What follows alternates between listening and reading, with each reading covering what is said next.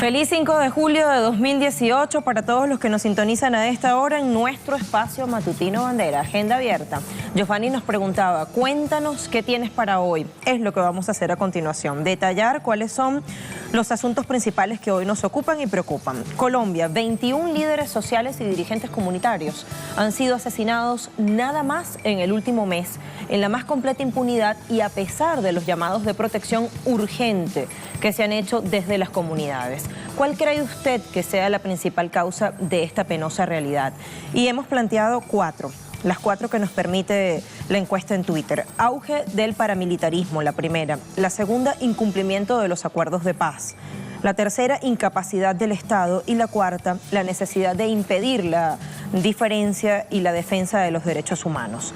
Así están nuestras cuatro opciones para esta primera pregunta. Contacto directo con nuestros corresponsales. Iremos a Bolivia porque destaca el dinamismo que se mantiene en lo que respecta a inversión pública y además es el estado que mayor genera inversiones en nuestra región. Sigue manteniendo ese liderato, ese campeonato, el estado plurinacional en lo que tiene que ver con crecimiento sostenido y equilibrado. Después vamos a revisar la evolución de la situación con el expresidente ecuatoriano Rafael Correa, después de que la Corte Nacional de Justicia de su país acogiese ese pedido que hizo la Fiscalía General y ordenase prisión preventiva y extradición para el exmandatario por supuesta asociación para delinquir y secuestro. Correa denuncia persecución judicial con razones políticas, así lo hace también la bancada de la Revolución Ciudadana. Cristian Salas desde Quito nos contará las novedades de este caso. Y finalmente, los 357 trabajadores de la Agencia Estatal de Noticias Argentina Telam, que fueron despedidos repentinamente y sin justificación alguna por el gobierno de Mauricio Macri, se movilizarán este jueves, luego de varios días de toma pacífica de la referida agencia. Hace parte de las distintas medidas o del plan de acción que ha diseñado esta comunidad de trabajadores que están denunciando también vaciamiento sistemático de los medios públicos en Argentina. Y nuestro segundo tema fuerte tiene que ver con Guatemala. Tras la erupción del volcán de fuego el pasado 3 de junio, suman 332 personas desaparecidas. De ellas, 72 son niños y niñas. Esto según la Coordinadora Nacional para la Reducción de Desastres, CONRED. Comunidades denuncian brote de enfermedades y lenta respuesta gubernamental. El interrogante concreto, a su juicio, ¿cuál será la principal consecuencia que generará esto que estamos describiendo en el enunciado principal? Mayor repudio al gobierno, crisis social, condena internacional, crisis de salubridad. Así planteamos también nuestra segunda pregunta. Les recuerdo nuestras cuentas en Twitter, @TelesurTV, la de nuestra casa, @TelesurAgenda_A, la de este espacio que estamos presentando y @LuciaTelesur, la mía. Póngase cómodo, cómoda y acompáñenos al desarrollo de nuestros temas. En Colombia continúa la persecución y asesinato a líderes sociales. En lo que va de año van más de un centenar de activistas sociales, líderes comunitarios e indígenas. A pesar de la firma del acuerdo final entre el gobierno nacional y las FARC, la violencia se agudiza y aumenta de manera alarmante su cifra cada año, donde las amenazas no se quedan atrás, alcanzando hasta los familiares de las víctimas. Mientras organizaciones sociales insisten en que detrás de estos asesinatos hay sistematicidad, pero el gobierno lo niega, generando una constante sensación de inseguridad entre el pueblo colombiano, evidenciando que el Estado no es capaz de influir positivamente y menos de lograr la paz. Pero la entidad de justicia se excusa expresando que tienen dificultades para las investigaciones, ya que los crímenes fueron perpetuados en zonas remotas o no hay testigos para esclarecer los hechos. El nuevo presidente electo Iván Duque tendrá el deber de parar estos asesinatos y continuar con el proceso de paz iniciado por Juan Manuel Santos. ¿Podrá el nuevo mandatario con este reto? ¿O continuará la masacre a campesinos y líderes sociales? Entonces sumemos detalles que están en medios digitales y empezamos por TelesurTV.net. Denuncian más asesinatos de líderes sociales en Colombia.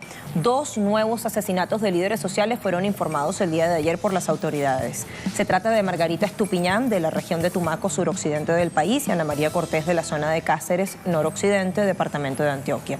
Se eleva la cifra de asesinatos en el último mes a 21. Estupiñán tenía amplio reconocimiento dentro de su comunidad. En su faceta como dirigente social tuvo que enfrentar varias amenazas. Por su parte, Cortés era líder de la campaña en la región del ex candidato presidencial por Colombia Humana, Gustavo Petro. Nos movemos al segundo medio elegido, El Colombiano. Líderes preocupados por aumento de asesinatos. Y nos vamos al detalle. El asesinato de líderes sociales en las últimas 48 horas sumió en angustia a los defensores de derechos humanos que ven cómo en el país morir puede ser la resulta de una labor en favor de comunidades vulnerables. Gloria Rosa Mena, presidenta de la Federación Comunal de Chocó, indicó que se sienten solos, sin apoyo, y abro comillas, estamos tratando de que todos nos vinculemos a una mesa de seguridad para líderes comunales y sociales. Las razones siguen siendo una incógnita, reseña El Colombiano. El gobierno en varias ocasiones se ha negado a aceptar que son hechos sistemáticos, pero desde las regiones aseveran que los están matando por el trabajo que desarrollan. Los matan porque su forma de pensar va en contravía del narcotráfico, porque rechazan la minería ilegal, porque apoyan la restitución de tierras. Es un hecho sistemático, contrario a lo que dice el gobierno, es lo que argumenta Luis Eduardo Celis, analista del conflicto armado y asesor de la red Pro de Paz. Me muevo al siguiente medio que hemos elegido para sumar detalles. Caracol Radio. Cada 3 días es asesinado un líder social. Esto lo dice el Defensor del Pueblo de Colombia. Según la denuncia hecha por la Defensoría del Pueblo, cada 3 días matan a un defensor de derechos humanos. Carlos Alfonso Negret, Defensor del Pueblo, afirmó que no se ha logrado determinar los actores armados específicos involucrados en estos hechos criminales, pero llamó a que paz y tranquilidad sean la prioridad.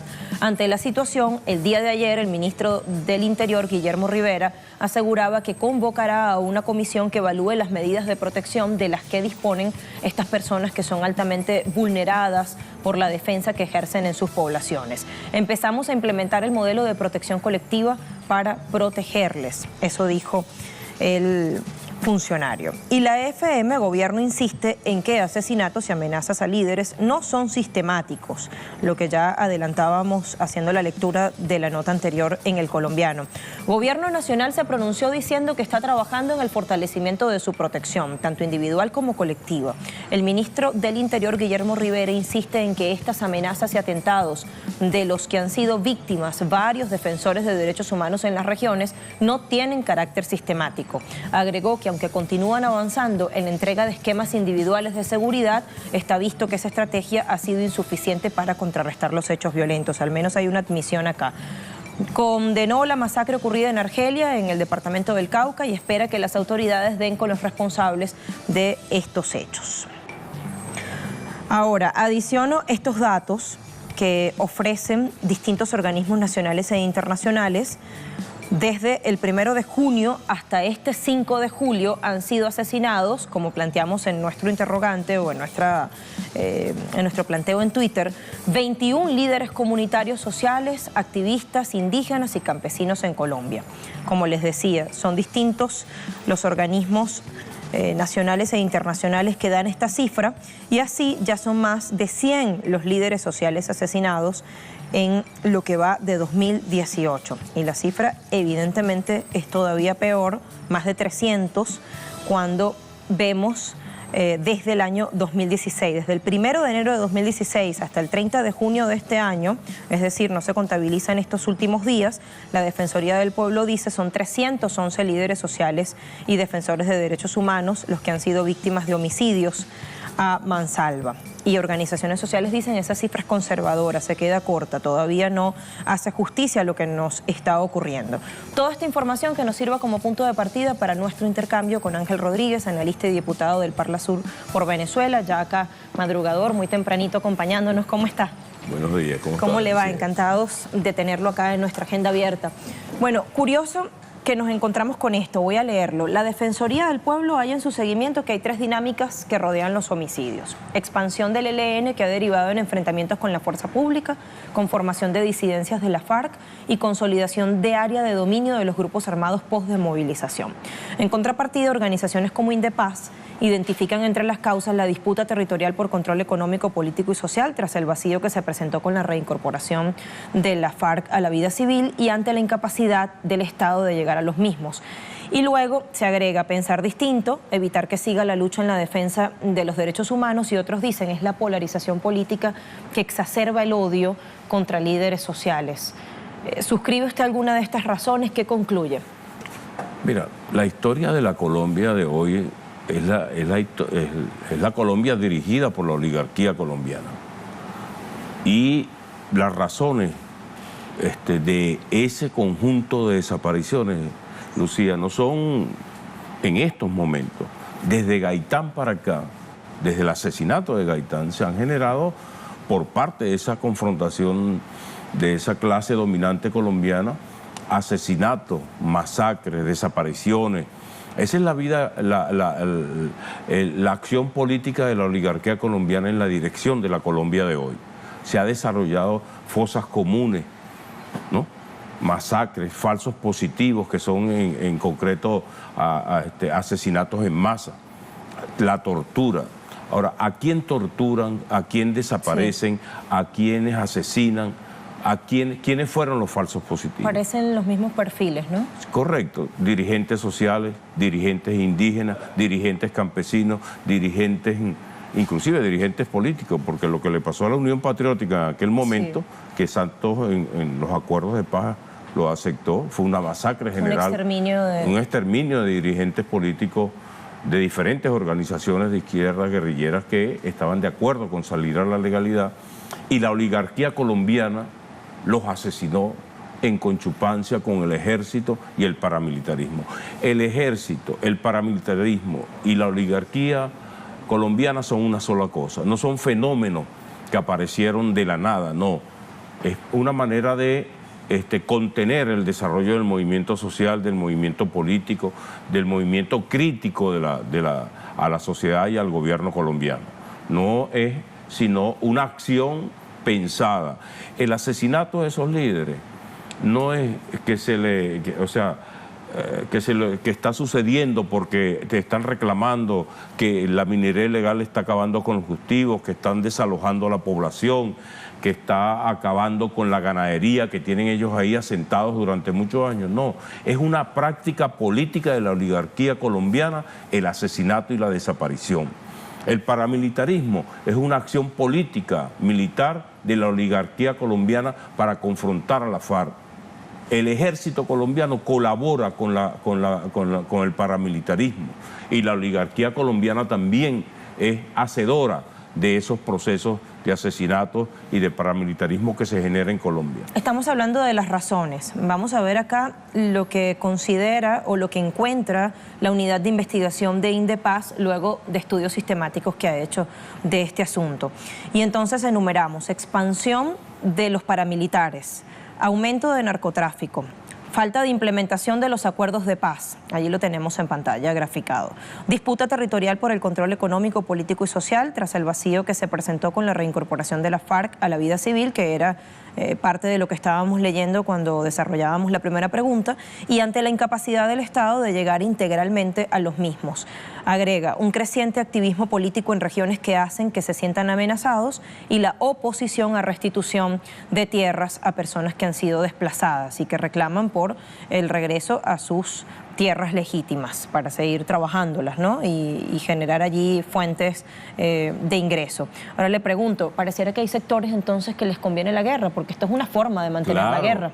Es de mantenerse en el poder, de mantener el Estado, de seguir administrando una Colombia que la asesinan diariamente. Entonces no son homicidios aislados, son asesinatos selectivos. Son asesinatos porque por ver a quién matan, a quiénes asesinan.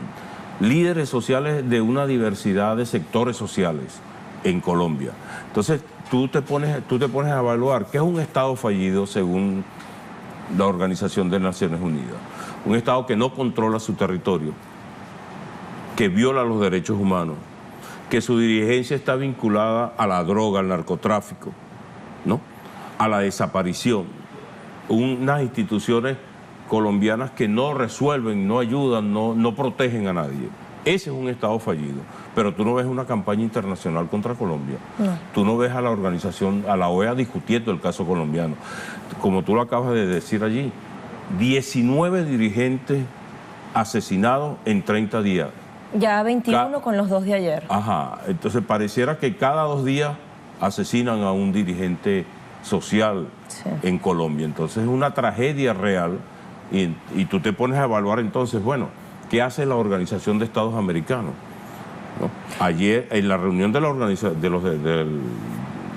la instancia de derechos humanos de la Organización de Naciones Unidas, los colombianos no encontraban qué decir, no encontraban qué hacer. Sumado a eso, el crecimiento de los sembradíos de droga en Colombia. Entonces, justamente esto nos da una clave, esto que voy a enumerar a continuación. Las zonas más críticas están en los departamentos del Cauca, con 78 asesinatos, Antioquia con 43, Norte de Santander con 21, Nariño con 18, Valle del Cauca y Chocó con 16. Y estos lugares que ya se están pintando allí en nuestro mapa que aparece en pantalla coinciden con un alto registro de narcocultivos o minería ilegal. Repito la pregunta, esto también nos da una clave.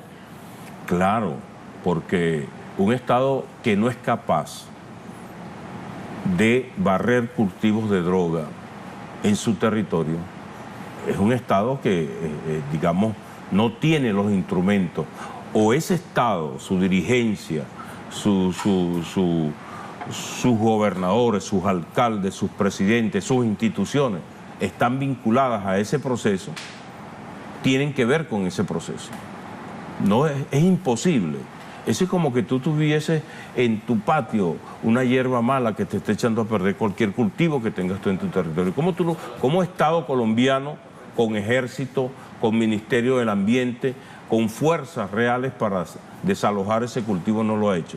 Porque es intrínseco al poder colombiano, a la oligarquía colombiana. Es parte de la vivencia, digamos, natural de control del poder en Colombia.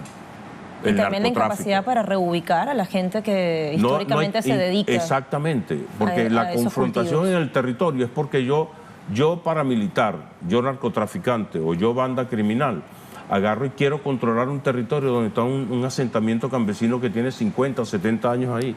Y lo desalojo, Lucía, lo desalojo, agarro y lo cerco. No me pueden salir de allí, así está sucediendo con comunidades indígenas. Están desapareciendo física y culturalmente. O sea, hay una acción peligrosísima del narcotráfico, de las bandas armadas y del paramilitarismo, y el Estado colombiano está inerte ante esa situación. Es decir, están en la más absoluta desprotección, en el más absoluto desamparo, aun cuando están pidiendo protección urgente. Y ha habido intentos del Estado colombiano y no lo ha logrado.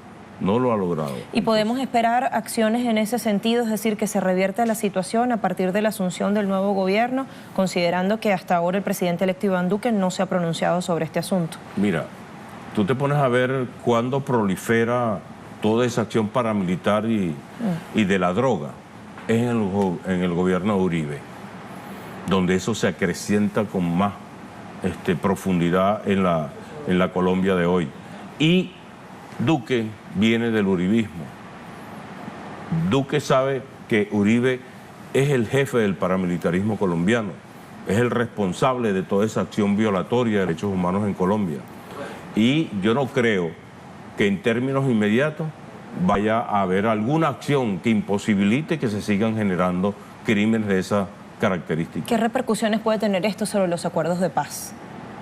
Bueno, la FARC acaba de decir que se ponen en peligro los acuerdos de paz, porque el hecho, imagínate tú, dirigentes sociales que deberían estar protegidos, que son legales, que no vienen de la guerrilla, no vienen de la lucha subversiva, y los asesinan. Entonces, ¿qué será de un plantel de hombres y mujeres que vienen de la guerrilla, ¿no?, bajo un acuerdo de paz? ¿Cómo desarrollan un trabajo político? ¿Cómo desarrollan un trabajo social cuando a los que están normalitos en la vida social tradicional colombiana los están desapareciendo sin ningún tipo de contemplación? Bueno, y hay un antecedente, la modificación o las modificaciones que aprobó recientemente el Senado para la ley que norma la Jurisdicción Especial para la Paz, que justamente se denuncia desde Colombia. Eso tiene una clara intencionalidad política para evitar la reincorporación y el trabajo político de los líderes de FARC. Líderes, sí. O sea, la oligarquía colombiana viene cerrando los espacios para la democratización. O sea, un líder social en su territorio, imagínate tú, defendiendo el barrio, defendiendo el asentamiento agrícola, es una advertencia sobre que algo malo está sucediendo allí. Cuando tú desarrollas esa racia contra todo ese liderazgo, los desapareces físicamente, quedan las puertas abiertas y los caminos libres para que suceda cualquier cosa. Entonces el Estado colombiano permite eso, avala eso. En el 2012 no hubo condena para más de 117 crímenes de esas características. No se condenó a nadie. Y las organizaciones sociales que existen allí, inclusive una organización alemana que en estos momentos no me acuerdo cómo se llama, denuncia que hay total impunidad, 100% impunidad. Entonces es una situación, digamos, del miedo, del terror para que la población no aparezca organizada y no genere las contradicciones normales por la democracia, por el protagonismo, por la participación, por sus derechos sociales, ¿no? Por los derechos humanos. Para que se fortalezca la democracia. Planteamos así, 21 líderes sociales y dirigentes comunitarios han sido asesinados nada más en el último mes, en la más completa impunidad y a pesar de los llamados de protección urgente que se han hecho desde las comunidades. La pregunta para nuestra audiencia, y ya vamos a ver qué piensa, ¿cuál cree usted que sea la principal causa de esta realidad? La mayoría cree que auge del paramilitarismo, 36%. Incumplimiento de los acuerdos, 17%. La segunda más votada, no, acá se actualiza. La más votada es la incapacidad del Estado, 40% lo cree así. En segundo lugar, auge del paramilitarismo. En tercer lugar, incumplimiento de los acuerdos. Y por último, apenas un 7% cree que la necesidad de impedir la defensa de los derechos humanos. Correcto, porque tú te pones a ver, las demás son consecuencias de un Estado fallido, un Estado que no cómplice un Estado que no tiene autoridad para resolver problemas de esas características. Como tú tienes un ejército, ahora eres asesorado por Estados Unidos, ahora eres miembro de la OTAN y no tienes condiciones materiales para... Pero un Estado que además niega esta realidad, que dice que no son asesinatos sistemáticos. Ayer una vez más lo decía el ministro del Interior, Guillermo Rivera. Bueno, pero es que las estadísticas, la Fiscalía colombiana dice que son asesinatos de carácter social y político. Incluso ya no sabemos cuántos informes contienen ese diagnóstico. Pero en términos generales es delicada y es grave la situación, inclusive para los venezolanos, porque si eso continúa así, Lucía, el flujo de colombianos hacia Venezuela va a continuar, y con más razón aún, independientemente de las circunstancias económicas que estemos viviendo los venezolanos en este momento, porque antes que me asesinen me voy para Venezuela. Claro. Antes que me desaparezcan, y me voy, no me voy yo como dirigente social, sino que me llevo a mi familia, a mis hijos, mi esposa, mis hermanos, porque el problema es que hay una política de exterminio. Está en juego el derecho primigenio, el derecho a la vida. El derecho a la vida, derecho más fundamental. Sí. Entonces es bastante grave la situación y hay que alertar de verdad a las instituciones, a las organizaciones internacionales, que hay que solidarizarse más con el liderazgo social colombiano por las consecuencias que está generando y que va a generar en toda la frontera con la cual colide Colombia. Muchísimas gracias por habernos acompañado. Gracias a ti, Lucía. Ángel Rodríguez, diputado venezolano, analista, nos acompañaba con este tema en la profundización de esto que tiene que ver con Colombia y que tanto preocupa a la dirigencia social, comunitaria e indígena y campesina también. Marcamos nuestra primera pausa en Agenda Abierta. Usted quédese en sintonía. A la vuelta, contacto directo con nuestros corresponsales. Ya venimos.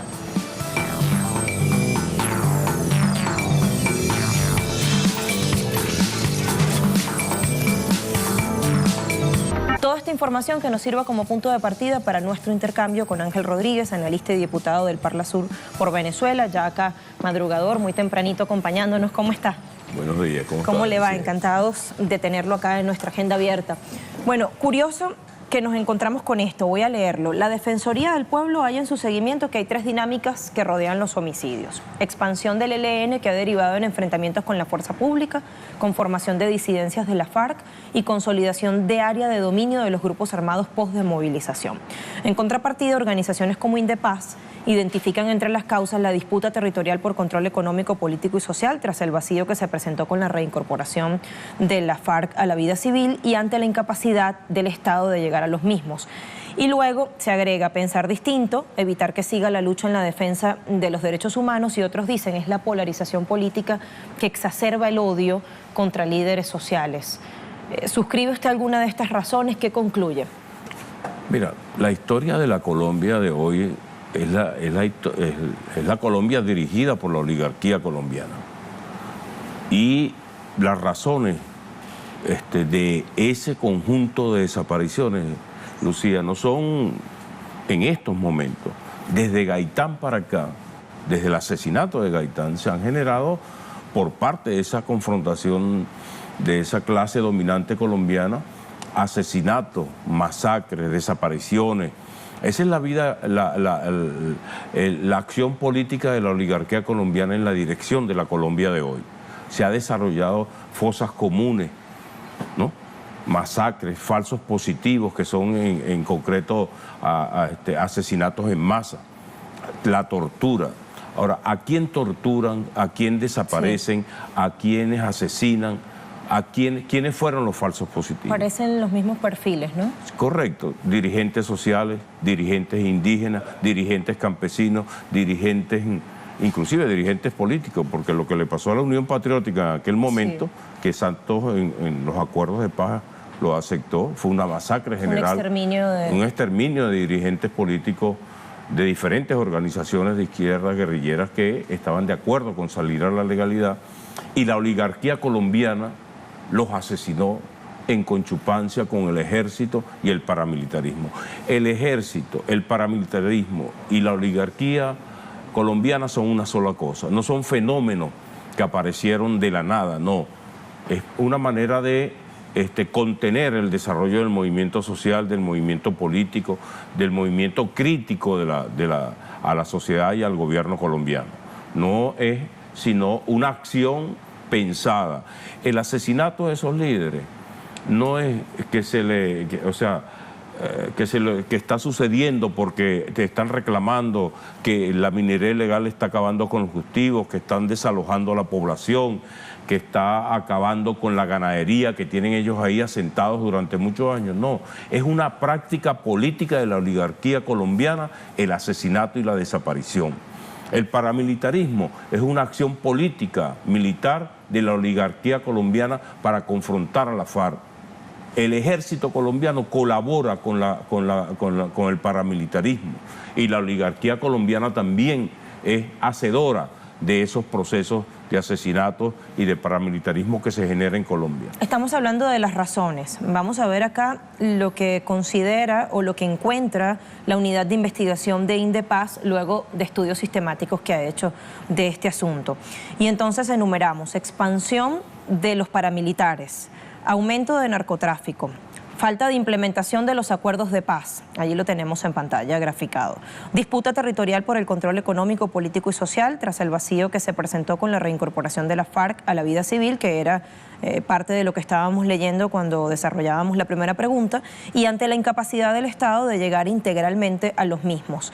Agrega un creciente activismo político en regiones que hacen que se sientan amenazados y la oposición a restitución de tierras a personas que han sido desplazadas y que reclaman por el regreso a sus tierras legítimas para seguir trabajándolas, ¿no? Y generar allí fuentes de ingreso. Ahora le pregunto, pareciera que hay sectores entonces que les conviene la guerra, porque esto es una forma de mantener la guerra. Es de mantenerse en el poder, de mantener el Estado, de seguir administrando una Colombia que la asesinan diariamente. Entonces no son homicidios aislados, son asesinatos selectivos. Son asesinatos porque por ver a quién matan, a quiénes asesinan. Líderes sociales de una diversidad de sectores sociales en Colombia. Entonces tú te pones a evaluar qué es un Estado fallido según la Organización de Naciones Unidas. Un Estado que no controla su territorio, que viola los derechos humanos, que su dirigencia está vinculada a la droga, al narcotráfico, ¿no? A la desaparición. Unas instituciones colombianas que no resuelven, no ayudan, no protegen a nadie. Ese es un Estado fallido. Pero tú no ves una campaña internacional contra Colombia. No. Tú no ves a la organización, a la OEA discutiendo el caso colombiano. Como tú lo acabas de decir allí, 19 dirigentes asesinados en 30 días. Ya 21 con los 2 de ayer. Ajá, entonces pareciera que cada 2 días asesinan a un dirigente social en Colombia. Entonces es una tragedia real y tú te pones a evaluar entonces, bueno, ¿qué hace la Organización de Estados Americanos? ¿No? Ayer, en la reunión de la organización de la instancia de derechos humanos de la Organización de Naciones Unidas, los colombianos no encontraban qué decir, no encontraban qué hacer. Sumado a eso, el crecimiento de los sembradíos de droga en Colombia.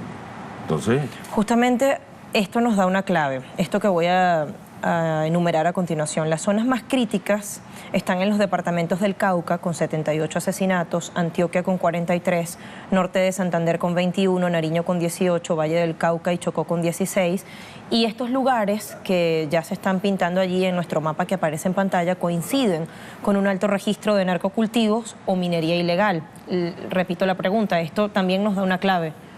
Claro, porque un Estado que no es capaz de barrer cultivos de droga en su territorio es un Estado que, digamos, no tiene los instrumentos, o ese Estado, su dirigencia, sus gobernadores, sus alcaldes, sus presidentes, sus instituciones están vinculadas a ese proceso, tienen que ver con ese proceso.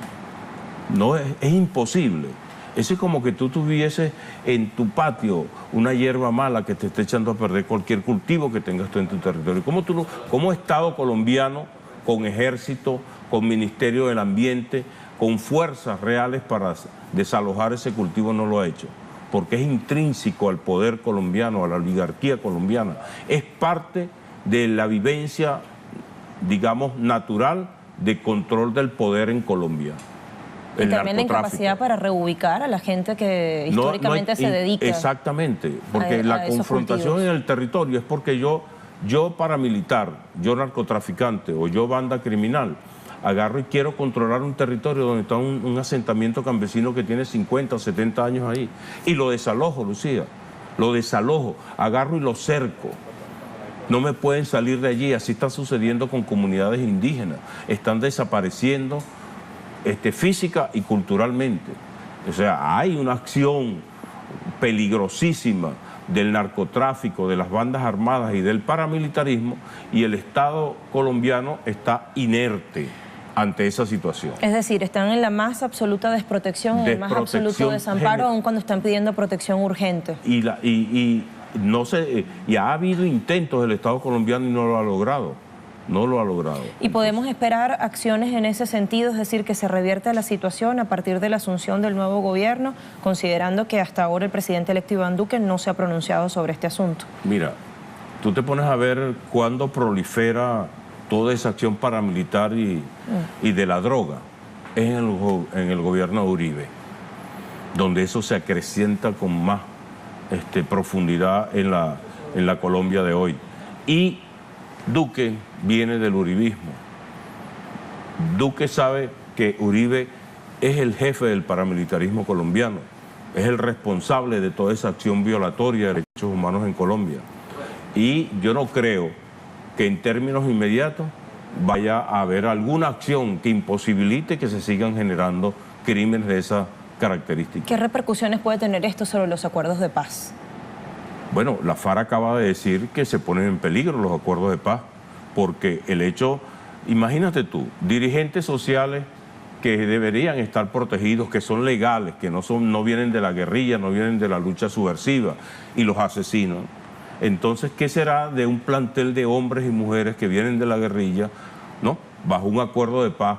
¿Cómo desarrollan un trabajo político? ¿Cómo desarrollan un trabajo social cuando a los que están normalitos en la vida social tradicional colombiana los están desapareciendo sin ningún tipo de contemplación? Bueno, y hay un antecedente, la modificación o las modificaciones que aprobó recientemente el Senado para la ley que norma la Jurisdicción Especial para la Paz, que justamente se denuncia desde Colombia. Eso tiene una clara intencionalidad política para evitar la reincorporación y el trabajo político de los líderes de FARC. De los líderes, sí. O sea, la oligarquía colombiana viene cerrando los espacios para la democratización.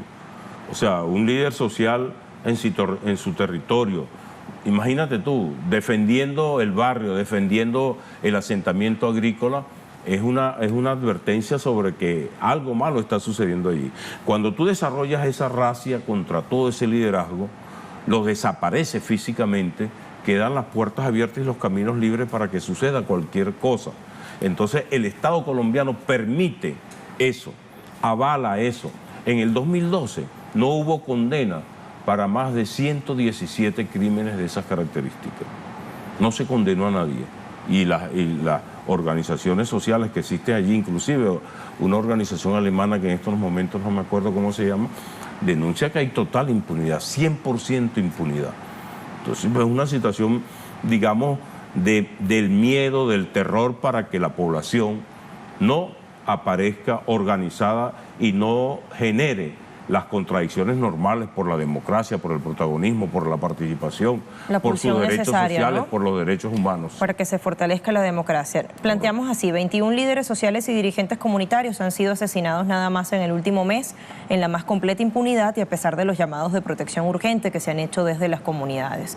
La pregunta para nuestra audiencia, y ya vamos a ver qué piensa, ¿cuál cree usted que sea la principal causa de esta realidad? La mayoría cree que auge del paramilitarismo, 36%. Incumplimiento de los acuerdos, 17%. La segunda más votada, no, acá se actualiza. La más votada es la incapacidad del Estado, 40% lo cree así. En segundo lugar, auge del paramilitarismo. En tercer lugar, incumplimiento de los acuerdos. Y por último, apenas un 7% cree que la necesidad de impedir la defensa de los derechos humanos. Correcto, porque tú te pones a ver, las demás son consecuencias de un Estado fallido, un Estado que no cómplice un Estado que no tiene autoridad para resolver problemas de esas características. Como tú tienes un ejército, ahora eres asesorado por Estados Unidos, ahora eres miembro de la OTAN y no tienes condiciones materiales Pero un Estado que además niega esta realidad, que dice que no son asesinatos sistemáticos. Ayer una vez más lo decía el ministro del Interior, Guillermo Rivera. Bueno, pero es que las estadísticas, la Fiscalía colombiana dice que son asesinatos de carácter social y político. Incluso ya no sabemos cuántos informes contienen ese diagnóstico. Pero en términos generales es delicada y es grave la situación, inclusive para los venezolanos, porque si eso continúa así, Lucía, el flujo de colombianos hacia Venezuela va a continuar, y con más razón aún, independientemente de las circunstancias económicas que estemos viviendo los venezolanos en este momento, porque antes que me asesinen me voy para Venezuela. Claro. Antes que me desaparezcan, y me voy, no me voy yo como dirigente social, sino que me llevo a mi familia, a mis hijos, mi esposa, mis hermanos, porque el problema es que hay una política de exterminio. Está en juego el derecho primigenio, el derecho a la vida. El derecho a la vida, derecho más fundamental. Sí. Entonces es bastante grave la situación y hay que alertar de verdad a las instituciones, a las organizaciones internacionales, que hay que solidarizarse más con el liderazgo social colombiano por las consecuencias que está generando y que va a generar en toda la frontera con la cual colide Colombia. Muchísimas gracias por habernos acompañado. Gracias a ti, Lucía. Ángel Rodríguez, diputado venezolano, analista, nos acompañaba con este tema en la profundización de esto que tiene que ver con Colombia y que tanto preocupa a la dirigencia social, comunitaria e indígena y campesina también.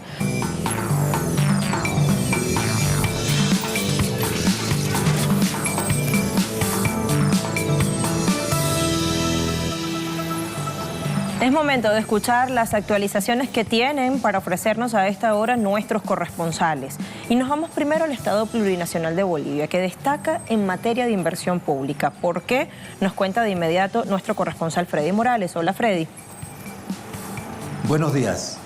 Un informe oficial del Ministerio de Planificación para el Desarrollo revela que en los primeros 4 meses de este año se logró ejecutar una inversión de 23% respecto de lo programado, por lo que se considera que existe dinamismo en este rubro. El informe oficial señala que de enero a mayo de este año, la inversión pública fue de 1.429 millones de dólares, en tanto que lo programado para todo el año es de 6.210 millones de dólares. Comparativamente con la inversión pública del año pasado, en los primeros 4 meses de este año se tuvo un aumento de 9%, ya que en el mismo periodo del año pasado se logró ejecutar solo 14% de lo programado. Los principales rubros de la inversión pública en los primeros 4 meses del año son la construcción de carreteras y la ejecución de proyectos de generación de energía eléctrica. Otros datos oficiales señalan que el 40% de la inversión pública ejecutada hasta mayo se destinó a infraestructura, el 34% al área productiva y el 20% a emprendimientos sociales. En este país el Estado es el mayor generador de inversiones y por tanto de dinamismo de la economía. La ejecución del presupuesto de inversiones apunta a cumplir con las estimaciones oficiales de lograr este año un crecimiento mínimo de 4,5% del Producto Interno Bruto. Gracias, Freddy. Y ahora es momento de irnos a Ecuador para que revisemos cómo evoluciona la situación en la que se involucra el expresidente Rafael Correa después de que la Corte Nacional de Justicia acogió ese pedido que hizo la Fiscalía General y ordena prisión preventiva y extradición para el exmandatario ecuatoriano por supuesta asociación para delinquir y secuestro. Denuncia persecución judicial con razones claramente políticas. ¿Cómo evoluciona? Insisto, se lo preguntamos a Cristian Salas. Buen día para ti, Cristian. Buenos días, gracias por el contacto. Efectivamente, las reacciones son diversas ante la decisión de la jueza Daniela Camacho en contra del expresidente Rafael Correa. La que sorprendió y llamó mucho la atención dentro de todas estas reacciones es precisamente el llamado a consulta de los embajadores de Ecuador, tanto en Bolivia como en Venezuela, y la protesta emitida por la Cancillería ecuatoriana, luego de que los presidentes de estas naciones, tanto Nicolás Maduro como también Evo Morales respectivamente, se pronunciaran en respaldo al expresidente Rafael Correa por la orden de prisión en su contra en el caso de Fernando Valda. Juan Sebastián Roldán, secretario particular de la presidencia, mencionó que el gobierno de Lenín Moreno mantiene un absoluto respeto por los principios democráticos basados en la total independencia de poderes y por esta situación este llamado a los países en términos de protesta. De su lado también hay que destacar que el expresidente de Brasil, José Ignacio Lula da Silva, envió una carta con su firma al expresidente Correa en la que indica que él también es víctima de la judicialización de la política. El expresidente Rafael Correa reiteradamente ha rechazado toda vinculación en el caso Valda, asegurando que no existen pruebas de su presunta implicación y que es objeto precisamente de persecución tanto política como mediática. Hoy hay que destacar igualmente que en horas de la tarde está prevista una marcha en respaldo y apoyo al exmandatario aquí en la capital ecuatoriana, para lo cual nosotros vamos a estar pendientes para llevarles la información necesaria. Por el momento regresamos con ustedes de estudios. Gracias, Cristian, por los detalles. Entonces nos toca estar pendientes de esa movilización que anuncia nuestro corresponsal se dará durante esta jornada. Y ahora nos vamos a Argentina, a enlazar con Edgardo Esteban. Los 357 trabajadores de la Agencia Estatal de Noticias Argentina, TELAM, que fueron despedidos intempestivamente y sin razones por el gobierno de Mauricio Macri, dentro de su plan de acción, de protesta, de medidas de fuerza, tienen una movilización para el mediodía de hoy. Edgardo, cuéntanos más. Muy buenos días, te saludo y también saludamos a toda la audiencia de Telesur en esta mañana de jueves y como bien decís, se va a realizar en horas del mediodía una importante movilización de los trabajadores de la Agencia Estatal de Noticias TELAM a partir de los 357 despidos que ha tenido en las últimas horas. Van a ser acompañados por referentes de la cultura, de la política, referentes gremiales, también periodistas, que van a marchar desde el obelisco hasta donde se encuentra la sede del Sistema Federal de Servicios de Medios Públicos. Ahí está Hernán Lombardi, el principal responsable de estos despidos, que está marcando y hizo una reestructuración para que gane el periodismo, pero que está también generando esta falta de consideración a cientos de trabajadores de prensa que están perdiendo justamente su fuente de trabajo y que también marca esta política que tiene el gobierno de Mauricio Macri, que también lo está realizando con otros medios públicos como la televisión pública, como Radio Nacional, que es el desguace, es cerrar las voces de los medios estatales para darle la prioridad de lo que significa la pauta también que maneja la agencia TELAM a esas grandes corporaciones mediáticas que buscan justamente tener el poder de la comunicación. Mucha expectativa en esta marcha que va a ser acompañada y que seguramente también va a marcar un camino de la protesta de este paro por tiempo indeterminado que tienen desde que se anunciaron los despidos los trabajadores de la agencia TELAM, que han tomado de forma pacífica las dos sedes que tiene aquí en la capital de la República Argentina. Bueno, gracias a estos 3 caballeros, a Freddy, a Cristian y a Edgardo, y ahora sumo una dama, Yuli Torres, venga acá al centro del estudio. ¿Cómo Hola, estás? querida Lu. Hoy la última jornada de descanso antes de sí. esos decisivos cuartos de final, ¿no? Menos mal es la última jornada de descanso porque espera uno tanto tiempo el Mundial. Qué angustia, ¿no? Sí, que cuando llega, además estos días de descanso ya se siente rara, es una sensación extraña no tener partidos. Es verdad, que no haya goles que contar durante estas 48 horas. Claro Bueno, que ¿qué sí. tienes para narrarnos? Bueno, tenemos varias cositas. Diego Armando Maradona. Tenemos también el eco, sigue sonando todo el partido de Colombia, así que tenemos detallitos sobre eso. Y por supuesto, pendientes de nuestras selecciones latinoamericanas que siguen ahí, Brasil y Uruguay. Mañana. Mañana Vamos las a compartir esos detallitos. Vamos.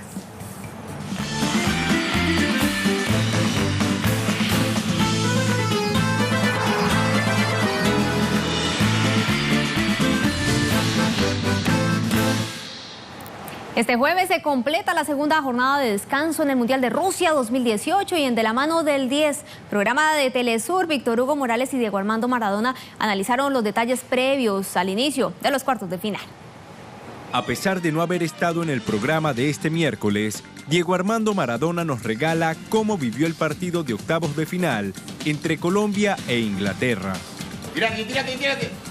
¡Ahí te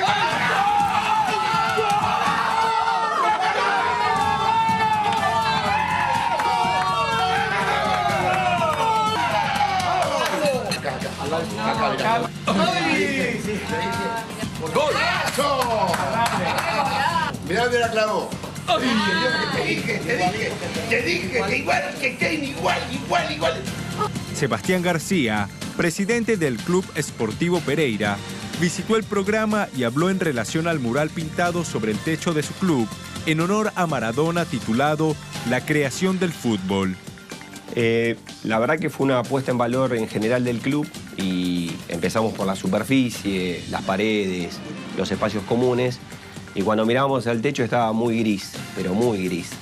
Y la verdad que yo dije, qué bueno estaría jugar con un cielo acá, poder, ¿no?, representar un cielo. Con un compañero de trabajo, Santiago Barbeito, que es el que lo diseñó, empezamos a tirar ideas y probamos un Olimpo originalmente. Y después surgió el tema de la creación, ¿no? Y ahí empezamos a conjugar, obviamente, la piedra fundacional fue Diego, Dios, el creador, que le tiende el legado a Messi del buen fútbol. El periodista deportivo Víctor Hugo Morales quiso recordar algunos momentos en imágenes inéditas de Maradona opinando sobre el estilo de juego del futbolista estelar brasileño Neymar Jr. Sí. Yo todavía no lo entiendo, porque se pierden muchos minutos, se enfría el partido.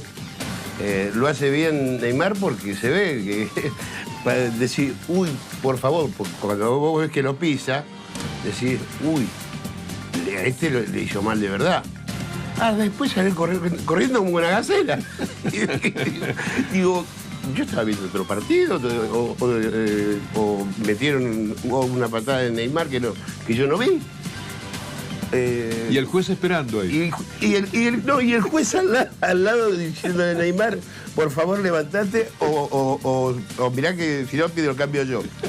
Diego Armando Maradona dirá presente en el próximo programa De la mano del 10 junto a Víctor Hugo Morales, analizando los choques de cuartos de final que arrancan este viernes 6 de julio. Ya saben, todos los días a las 22 horas de Caracas pueden conectarse con Telesur y ver De la mano del 10. Y por otro lado, continúan las reacciones tras la derrota de Colombia frente a Inglaterra. La definición de cobros desde el punto penal, la actuación del árbitro estadounidense Matt Geiger sigue bajo la lupa. Geiger tuvo que salir escoltado por la policía al término del partido, mientras los hinchas colombianos le lanzaron botellas de plástico. En el cotejo, el estadounidense sacó 6 tarjetas amarillas al equipo colombiano.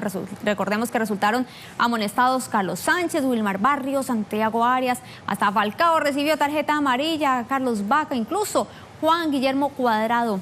Esto versus 2 tarjetas amarillas para el conjunto inglés. A los 57 minutos del partido sancionó además un penal a favor de Inglaterra luego de una falta de Carlos Sánchez frente a Harry Kane dentro del área que puso adelante en el juego al equipo europeo. En esta decisión, el árbitro no hizo uso del VAR. Grave error en este encuentro. Y en el tiempo de prórroga anuló una jugada que terminó en gol de Vaca, porque según su criterio, pues había 2 balones en el campo de juego, aunque al momento de la anotación solamente uno estaba en el campo. Al término del partido, Falcao calificó la actuación de este árbitro como una vergüenza. Y más noticias de este árbitro de Mark Geiger. Tiene su historial de mala actuación a nivel internacional. Él fue nombrado el mejor árbitro estadounidense en los años 2011 y 2014, pero en justas a nivel internacional ha dejado un registro bastante negativo. En los octavos de final de Brasil 2014, el francés Matuidi fracturó al nigeriano Onasi de una patada y bueno, Geiger apenas cobró una infracción. Sin embargo, el partido que marcó definitivamente a este árbitro fue el de la semifinal entre Panamá y México por la Copa de Oro en el 2015. En aquel encuentro, los panameños iban ganando 1-0 hasta que el estadounidense pitó un penal a favor del Tri. El error fue tan grave que incluso los futbolistas panameños en ese momento amenazaron con retirarse del campo de juego. Finalmente no lo hicieron, México empató el juego y ganó finalmente el partido, también en el tiempo suplementario gracias a otro polémico penal. Tras ese encuentro, Geiger fue suspendido por 6 meses. Y por otro lado, sigue la fiesta mundialista en Rusia y esto está cambiando las ciudades rusas. En Nizhny Novgorod, el ambiente de fútbol transformó la cara de la zona para los turistas y también para los locales. Los residentes de Novgorod han reconocido que el Mundial de Fútbol ha llevado a la zona la fiesta más grande que han acogido durante décadas. Muchos de los habitantes de la ciudad del oeste ruso le han dado importancia no solo al evento futbolístico, sino también a las diversas culturas de gente de todo el mundo que se ha dado cita en su localidad. Recordemos que esta ciudad acogerá su último partido del Mundial este viernes cuando se enfrenten Uruguay y Francia, el choque correspondiente a los cuartos de final. Y hablando precisamente de este encuentro entre Uruguay y Francia, una de las estrellas del equipo francés, el delantero Kylian Mbappé, inspira a jóvenes del barrio parisino de Bondy, de donde pasó su infancia, antes de convertirse en el crack que es hoy en día. El atacante de 19 años de edad ya es un ídolo en su natal Francia. Con su ritmo de juego y goles se ha convertido en una de las estrellas de más rápido ascenso dentro del balompié mundial. Mbappé jugó en el club local Las Bondy en su ciudad natal, ubicada al noreste de París, y se destaca por sus donaciones caritativas, esto pese a que siempre busca mantenerlas en reserva. Ahora ante Uruguay mostrará su mejor faceta.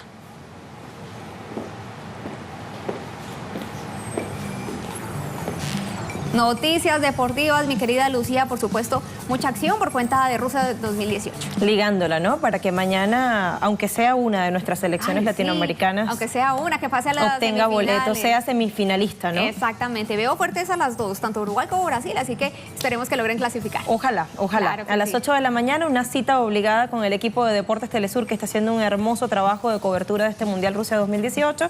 Pausita y usted se queda con nosotros, ya venimos con más. Bueno, gracias.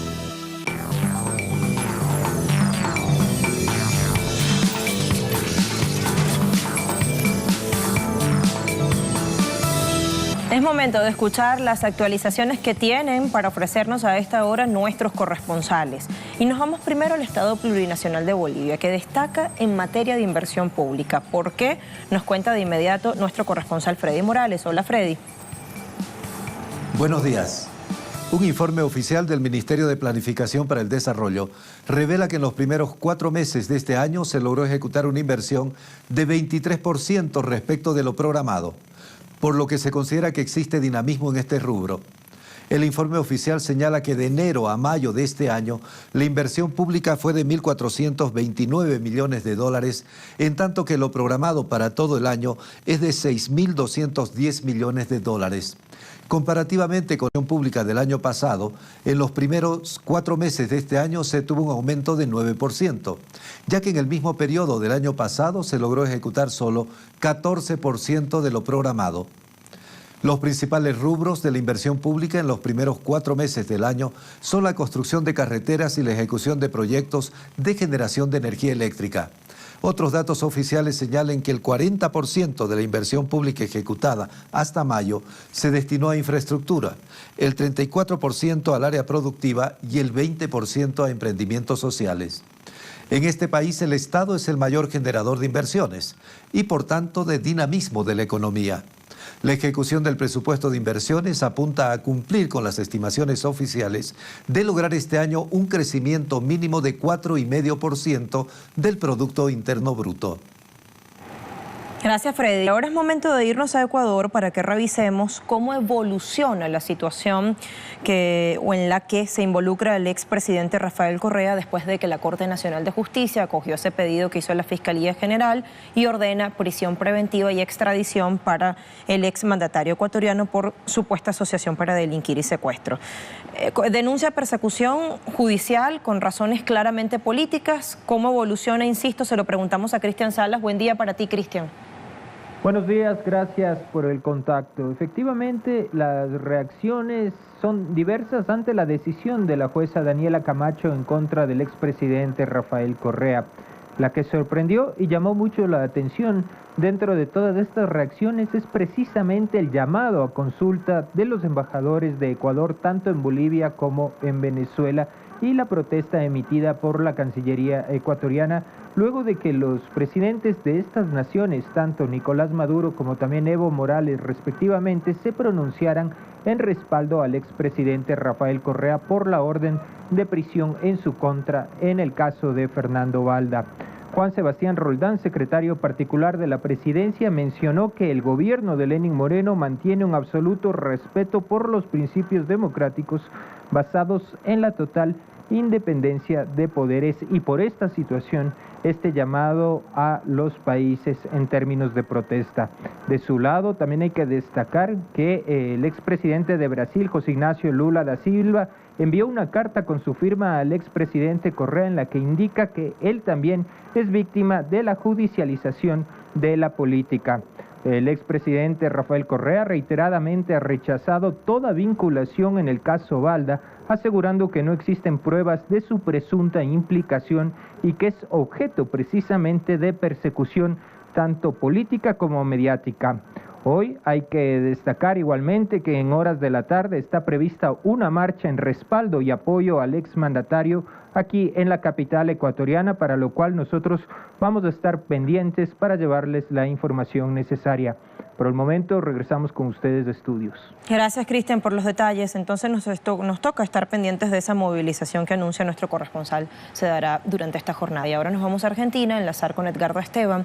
Los 357 trabajadores de la Agencia Estatal de Noticias Argentina, TELAM, que fueron despedidos intempestivamente y sin razones por el gobierno de Mauricio Macri, dentro de su plan de acción, de protesta, de medidas de fuerza, tienen una movilización para el mediodía de hoy. Edgardo, cuéntanos más.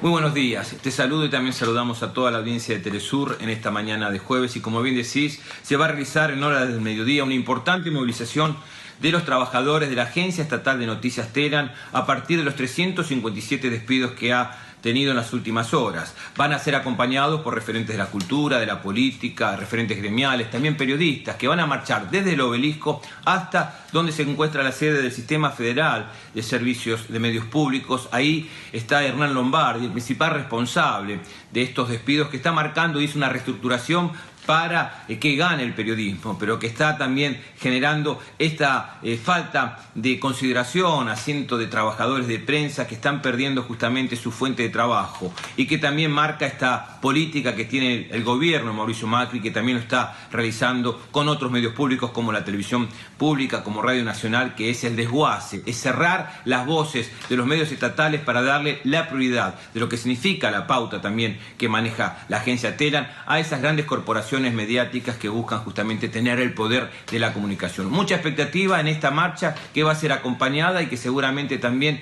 va a marcar un camino de la protesta de este paro por tiempo indeterminado que tienen desde que se anunciaron los despidos los trabajadores de la agencia TELAM, que han tomado de forma pacífica las dos sedes que tiene aquí en la capital de la República Argentina.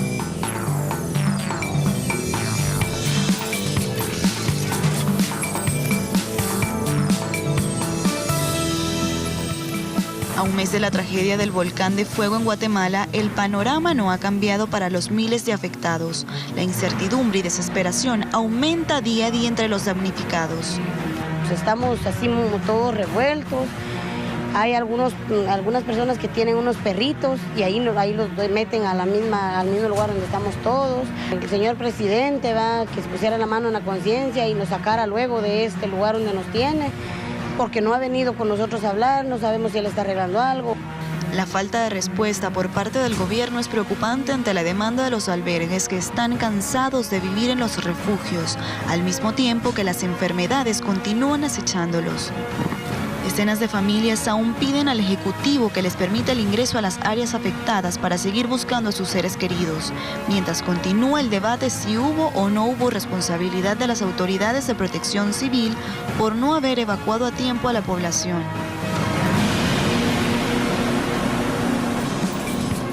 Y este recorrido digital también lo comienzo en casa. TelesurTV.net titula: aumentan a 332 los desaparecidos tras erupción del volcán de fuego. De esas cifras, 72 son menores de edad. Los datos son de la Coordinadora Nacional para la Reducción de Desastres de Guatemala, CONRED, y según los nuevos reportes, de los 332, 102 pertenecían a la comunidad El Rodeo, 205 a San Miguel, Los Lotes, 8 a la localidad La Reina, 10 a la cabecera de Escuintla y 7 son de la región de Zacatepeques, de los cuales 72, como decía, repito esa cifra, son menores de edad. La cantidad de fallecidos contabilizados sigue siendo 104 en el departamento de Escuintla, 9 en Zacatepeques y un total de 113 muertos, de los cuales 85 ya han sido identificados. Paso al comercio. Guatemala vigila aumento de la actividad eruptiva del volcán de Pacaya. Autoridades guatemaltecas han dicho que mantienen bajo vigilancia al coloso de Pacaya, cercano a la capital, tras el incremento de su actividad eruptiva con explosiones internas y flujo de ríos de lava. Esto lo informan fuentes oficiales. Julio Sánchez, vocero de la Coordinadora Nacional para la Reducción de Desastres CONRED, manifestó que el volcán, situado a 20 kilómetros, o mejor dicho, 20 kilómetros al sur de Ciudad de Guatemala y de 2.552 metros de altura, ha presentado incremento en su actividad, sobre todo en su tremor interno debido al ascenso de magma. No se descarta la posibilidad de que estos flujos de lava, que en principio podrían parecer normales, se generen con mayor cantidad, recurrencia y longitudes mayores, y allí sea cuando venga la situación de peligrosidad. Prensa Libre: Unión Europea reorienta 15 millones de euros para apoyar a víctimas del volcán de fuego.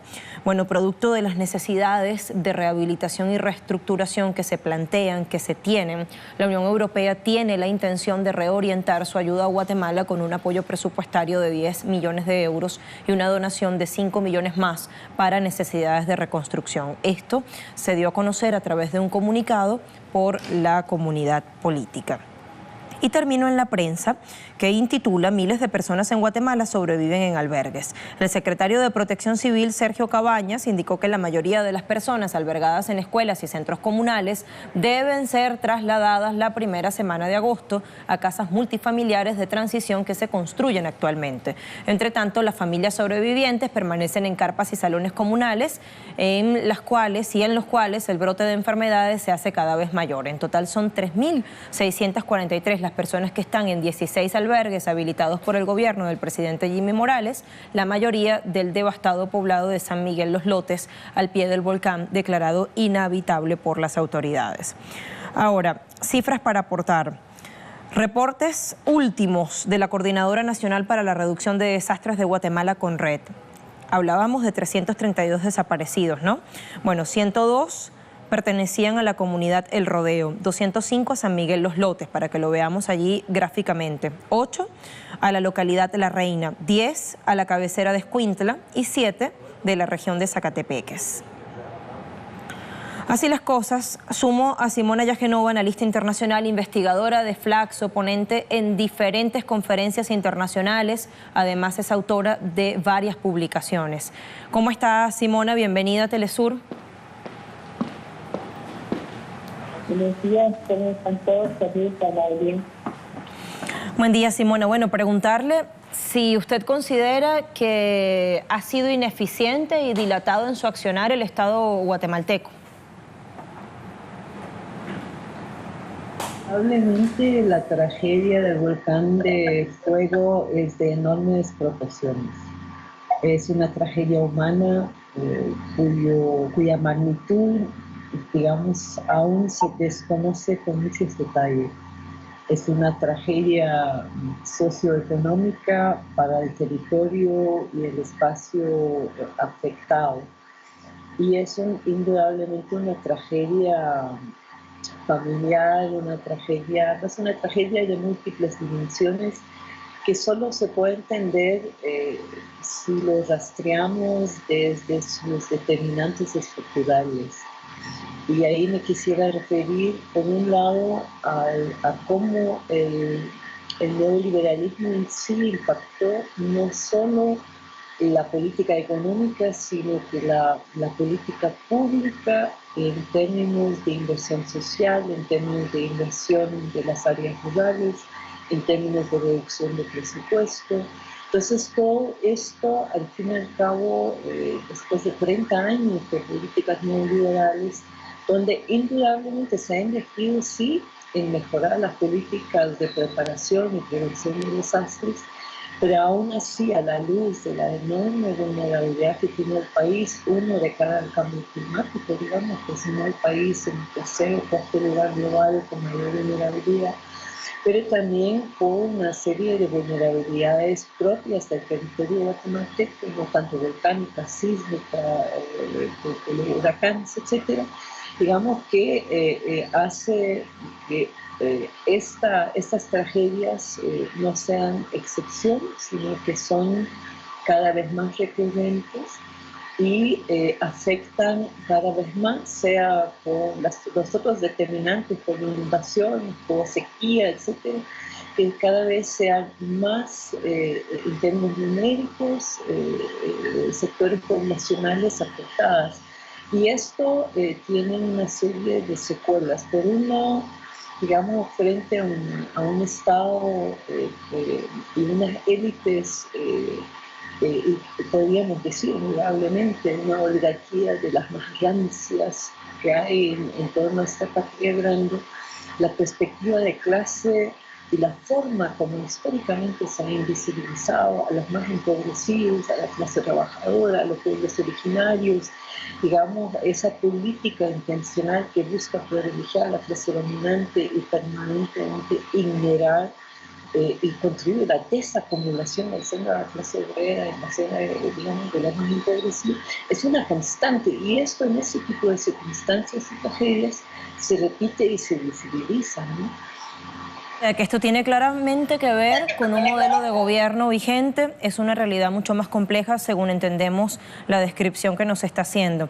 Y a esto sumamos que es una emergencia que, según se dijo, se podía prever, es decir, que pudo haberse evitado, digamos, no las sucesivas erupciones, lógicamente, porque eso depende exclusivamente de la naturaleza, pero sí el desalojo y la posterior o inmediata reubicación de las comunidades aledañas.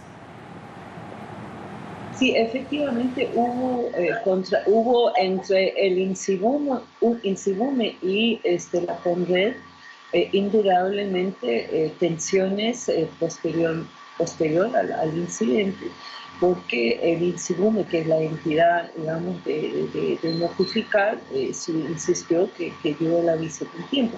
Eso también hay que entender en el sentido que la CONRED es una institucionalidad relativamente debilitada, pero además es uno de esos tipos de institucionalidades que a pesar de que se invierte desde la cooperación internacional y desde esfuerzos de organizaciones no gubernamentales en capacitar a funcionarios públicos en esa temática, se supo extraoficialmente en determinados sectores profesionales que esta instancia había sido vaciado de profesionales que llevaban muchísimos años capacitándose, preparándose en el transcurso del último año, porque se había colocado en esa institución a gente allegado al gobierno y al partido político, digamos, que está con el gobierno, lo que indudablemente afecta ese tipo de capacidad de respuestas. Y sí,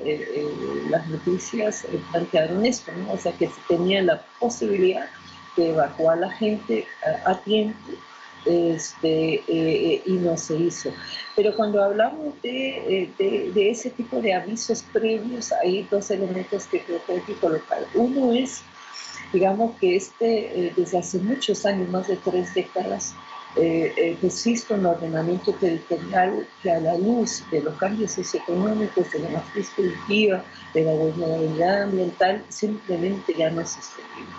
Y no ha habido, digamos, una política pública que permitiese un nuevo ordenamiento territorial que tomara en cuenta la planificación estratégica ambiental.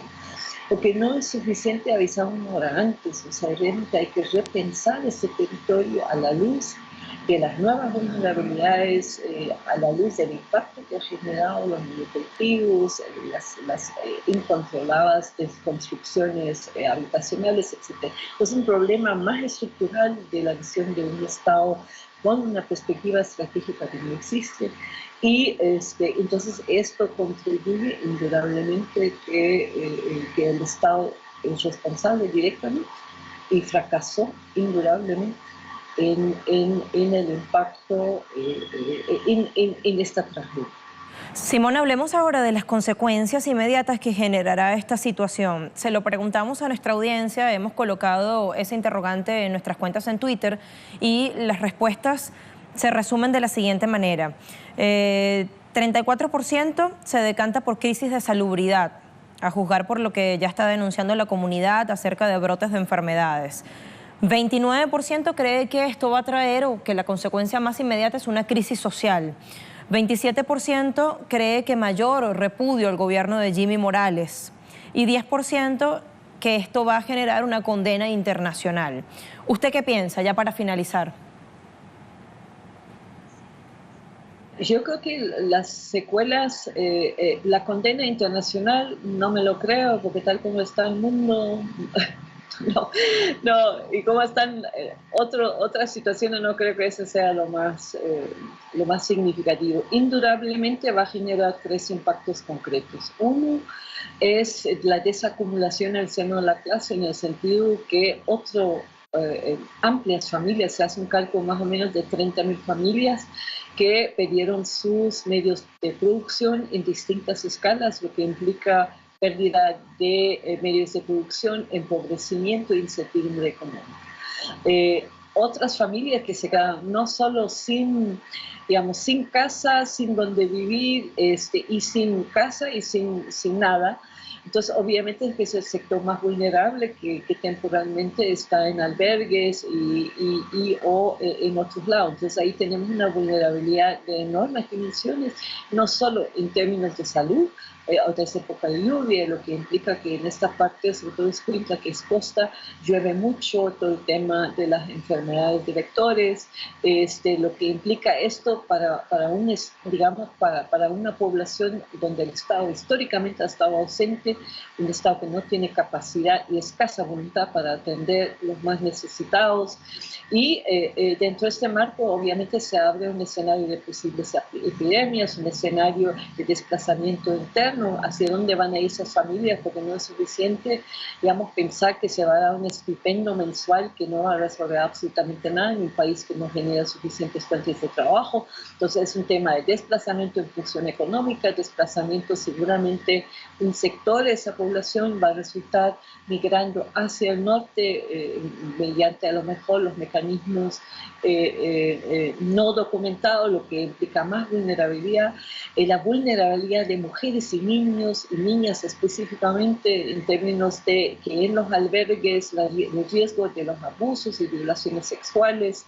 Y por otro lado, yo creo que hay que entender cómo es un territorio que sí contribuyó una parte importante del PIB, afecta ya a su lado más o menos un X porcentaje en las exportaciones, lo que implica ingresos, pero lo más importante es la vida, o sea, estas miles de familias no es una cosa estadística solamente, es una cosa de vida, de familias enteras con 18, 19 miembros que fueron acabadas, donde no se sabe dónde están enterrados, y eso es un dolor que las mujeres, hombres, niños, abuelos, quienes hayan sobrevivido a esas familias son de incalculables dimensiones en un país donde se muere a diario y el Estado no tiene ni interés por garantizar ni reparación ni reconocer su responsabilidad. Entonces, y por otro lado, un impacto sociocultural, porque estamos hablando de un territorio donde estas pérdidas, la destrucción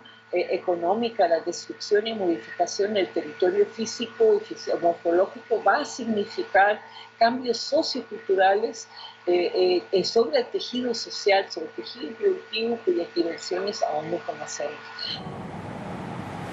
A ver, Simona Yagenova, allí perdimos la comunicación de estas últimas consideraciones que estaba haciendo, sin embargo queda clara la descripción o cuál es su opinión al respecto, analista internacional e investigadora de Flaxo, ponente en distintas conferencias internacionales y autora de varias publicaciones.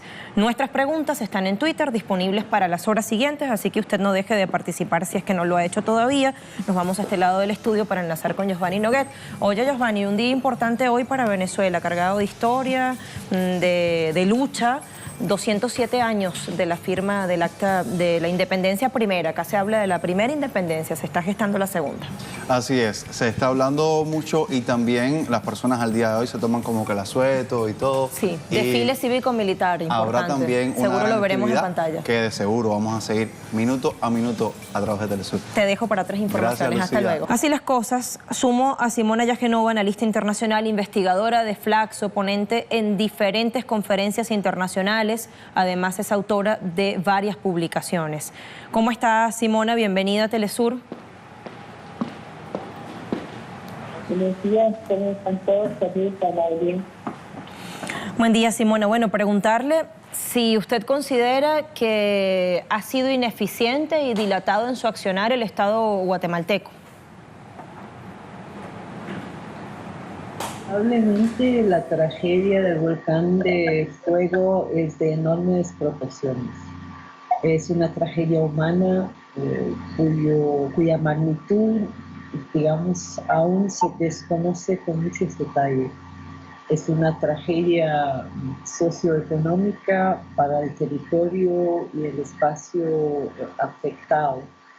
Y es indudablemente una tragedia familiar, es una tragedia de múltiples dimensiones que solo se puede entender si lo rastreamos desde sus determinantes estructurales. Y ahí me quisiera referir, por un lado, a cómo el neoliberalismo en sí impactó no solo la política económica, sino que la política pública en términos de inversión social, en términos de inversión de las áreas rurales, en términos de reducción de presupuesto. Entonces todo esto, al fin y al cabo, después de 30 años de políticas neoliberales, donde indudablemente se ha invertido, sí, en mejorar las políticas de preparación y prevención de desastres, pero aún así, a la luz de la enorme vulnerabilidad que tiene el país, uno de cara al cambio climático, digamos, que es el país en tercer o cuarto lugar global con mayor vulnerabilidad, pero también por una serie de vulnerabilidades propias del territorio guatemalteco, no tanto volcánica, sísmica, de huracanes, etcétera, digamos que hace que estas tragedias no sean excepción, sino que son cada vez más recurrentes y afectan cada vez más, sea por los otros determinantes, por inundaciones, por sequía, etcétera, que cada vez sean más, en términos numéricos, sectores poblacionales afectadas.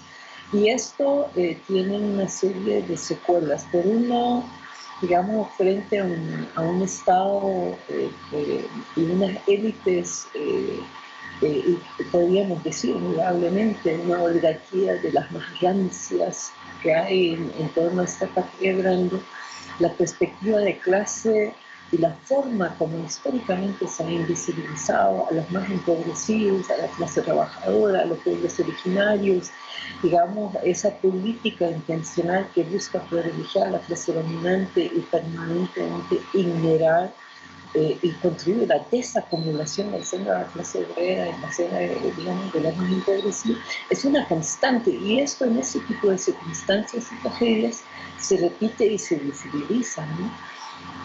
Que esto tiene claramente que ver con un modelo de gobierno vigente, es una realidad mucho más compleja según entendemos la descripción que nos está haciendo. Y a esto sumamos que es una emergencia que, según se dijo, se podía prever, es decir, que pudo haberse evitado, digamos, no las sucesivas erupciones, lógicamente, porque eso depende exclusivamente de la naturaleza, pero sí el desalojo y la posterior o inmediata reubicación de las comunidades aledañas. Sí, efectivamente hubo entre el Insibume y la Conred indudablemente tensiones posterior al incidente, porque el Insibume, que es la entidad, digamos, de notificar, insistió que dio el aviso con tiempo. Eso también hay que entender en el sentido que la Conred es una institucionalidad relativamente debilitada, pero además es uno de ese tipo de institucionalidades que, a pesar de que se invierte desde la cooperación internacional y desde los esfuerzos de organizaciones no gubernamentales en capacitar a funcionarios públicos en esa temática, se supo extraoficialmente en determinados sectores profesionales que esta instancia había sido vaciado de profesionales que llevaban muchísimos años capacitándose, preparándose en el transcurso del último año, y que se había colocado en esa institución a gente allegado al gobierno y al partido político, digamos, que está con el gobierno, lo que indudablemente afecta ese tipo de capacidad de respuestas. Y sí, las noticias plantearon esto, ¿no? O sea, que se tenía la posibilidad de evacuar a la gente a tiempo, y no se hizo. Pero cuando hablamos de ese tipo de avisos previos, hay dos elementos que creo que hay que colocar. Uno es, digamos, que desde hace muchos años, más de 3 décadas, existe un ordenamiento territorial que, a la luz de los cambios socioeconómicos, de la matriz productiva, de la vulnerabilidad ambiental, simplemente ya no es sostenible. Y no ha habido, digamos, una política pública que permitiese un nuevo ordenamiento territorial que tomara en cuenta la planificación estratégica ambiental. Porque no es suficiente avisar una hora antes, o sea, realmente hay que repensar ese territorio a la luz de las nuevas vulnerabilidades, a la luz del impacto que ha generado los monocultivos, las incontroladas construcciones habitacionales, etc. Es un problema más estructural de la visión de un Estado con una perspectiva estratégica que no existe. Y entonces esto contribuye indudablemente que el Estado es responsable directamente y fracasó indudablemente en el impacto en esta tragedia. Simón, hablemos ahora de las consecuencias inmediatas que generará esta situación. Se lo preguntamos a nuestra audiencia, hemos colocado ese interrogante en nuestras cuentas en Twitter y las respuestas se resumen de la siguiente manera. 34% se decanta por crisis de salubridad, a juzgar por lo que ya está denunciando la comunidad acerca de brotes de enfermedades. 29% cree que esto va a traer o que la consecuencia más inmediata es una crisis social.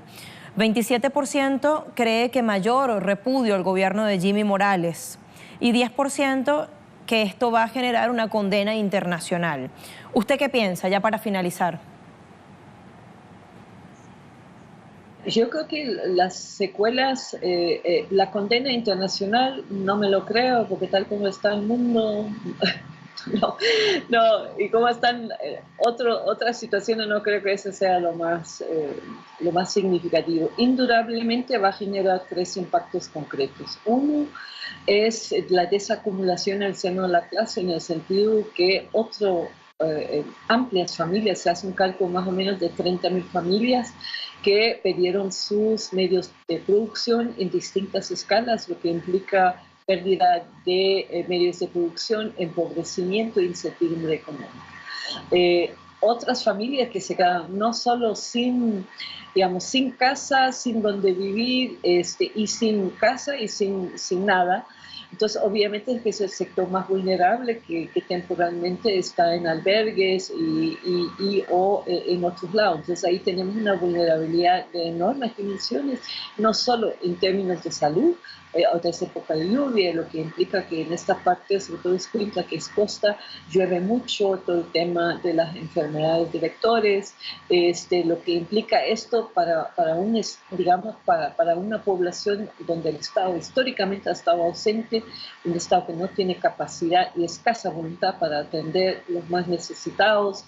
Y dentro de este marco, obviamente, se abre un escenario de posibles epidemias, un escenario de desplazamiento interno, hacia dónde van a ir esas familias, porque no es suficiente, digamos, pensar que se va a dar un estipendo mensual que no va a resolver absolutamente nada en un país que no genera suficientes fuentes de trabajo. Entonces es un tema de desplazamiento en función económica, desplazamiento seguramente un sector de esa población va a resultar migrando hacia el norte mediante a lo mejor los mecanismos no documentados, lo que implica más vulnerabilidad, la vulnerabilidad de mujeres y niños y niñas específicamente en términos de que en los albergues los riesgos de los abusos y violaciones sexuales. Y por otro lado, yo creo que hay que entender cómo es un territorio que sí contribuyó una parte importante del PIB, digamos, afecta ya más o menos un X porcentaje en las exportaciones, lo que implica ingresos, pero lo más importante es la vida, o sea, estas miles de familias no es una cosa estadística solamente, es una cosa de vida, de familias enteras con 18, 19 miembros que fueron acabadas, donde no se sabe dónde están enterrados, y eso es un dolor que las mujeres, hombres, niños, abuelos, quienes hayan sobrevivido a esas familias son de incalculables dimensiones en un país donde se muere a diario y el Estado no tiene ni interés por garantizar ni reparación ni reconocer su responsabilidad. Entonces, y por otro lado, un impacto sociocultural, porque estamos hablando de un territorio donde estas pérdidas, la destrucción económica, la destrucción y modificación del territorio físico y morfológico va a significar cambios socioculturales sobre el tejido social, sobre el tejido productivo, cuyas dimensiones aún no conocemos. A ver, Simona Yagenova, allí perdimos la comunicación de estas últimas consideraciones que estaba haciendo, sin embargo queda clara la descripción o cuál es su opinión al respecto, analista internacional e investigadora de Flaxo, ponente en distintas conferencias internacionales y autora de varias publicaciones.